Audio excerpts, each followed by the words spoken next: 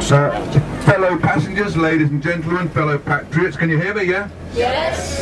I think it's been a most enjoyable weekend, a very enjoyable weekend, and I think we should all thank and perhaps have a round of applause for Chris and his wife, yeah? But I mean, it's all been organised very, very, very well, very smoothly. I'd like to include in the thanks our two coach drivers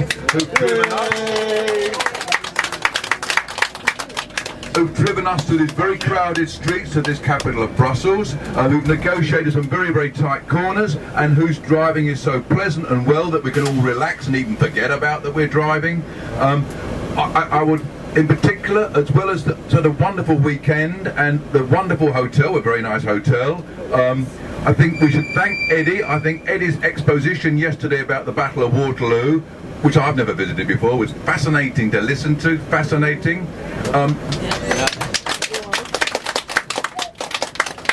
Though all the time I did factor in the mournful thought that tens of thousands of men had been butchered on that site, and one is conscious of it. Look, what is a field of corn and cabbages was a slaughterhouse for all those young men. It's been a wonderful weekend. We've been very lucky with the weather. There's only been one negative in the whole weekend, and I will spell it out because most of us on this bus are BNP members, past, present and future, and I say with regret that in my opinion the man who is chairman of this party besmirched the office of chairmanship of our fine party by the way he conducted himself.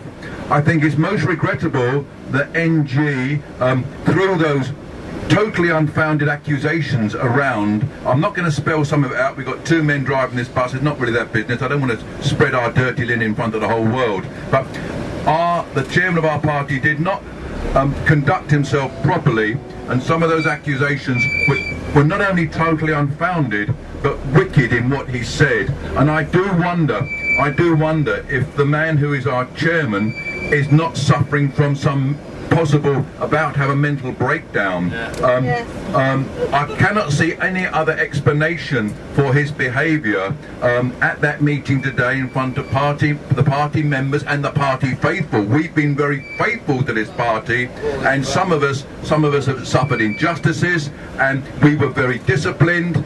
When he was asked questions, he couldn't answer them. One wonders if he's having a mental breakdown. We know that our party's got enormous problems. We know that most of those problems, if not all of them, that the buck stops with him, both politically and personally, since he's been chairman of our party. I hope that out of this comes the saving of our party. And I will say of NG, if he is suffering some mental breakdown, then he should seek some sort of help. I would just say here in conclusion of NG, whose name I'm carefully not saying, but you know exactly who I'm talking about. I would say when I attended a very, very good meeting in Newcastle with Chris and Eddie, and organised by Ken Booth at the back there, the majority of members at that meeting in Newcastle, about 60 or 70 present, they said of NG, our party had made wonderful progress under his chairmanship, without debating who is to thank for all that progress, not forgetting the men and women on the ground who've sweated and sometimes bled for this party, and the personal and professional stress and strain they've all gone through. That meeting in Newcastle, the general feeling was that if NG had resigned his position as chairman of this party in 2009, when he and Andrew Bronzer got elected to the parliament here in Brussels, and if he had resigned at that moment and handed over the pain, and I don't underestimate the pain of running this party, I have myself in an earlier phase been at the top of this party, number 2 or number 3, whatever position you want to call it. I know the pain of running this party. If NG had handed over the pain and the pleasure and the honour at that point when he got elected to this parliament, he would have gone down as a hero. He'd have been a hero. He could have given himself a few years off, and if he wanted to take over the position again, challenge for it, I think people would have been very happy to see him up there again. But I think the man has got serious problems. The way he conducted himself was, between ourselves, utterly disgraceful, inexcusable, and I can only say we hope to have a leadership challenge soon. We hope to have another team takeover, and of that team, everybody on this coach can consider themselves part of the new team if and when we take this party over, because it's going to need a new team. But I hope that this party's problems can be solved, and I speak from some experience. Just give me a little plug for little Richard Edmonds here.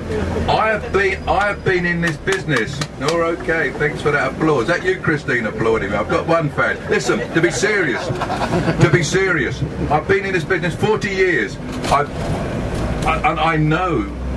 I know I was a founder member of this party, and it is not an easy thing to found a party. If something's broken, it's much better if you're an engineer. By the way, I'm an engineer. That's another plug for me. If you're an engineer, you really want to fix a motor. You've got an instinct to fix a thing. But I'm just saying, let's take every step coolly and calmly with our British tradition. The British won Waterloo because they kept their nerve. They kept their nerve under a lot of pressure. They kept their nerve. Let us use our British tradition of discipline. We showed discipline today in spite of the fact that the chairman couldn't discipline himself.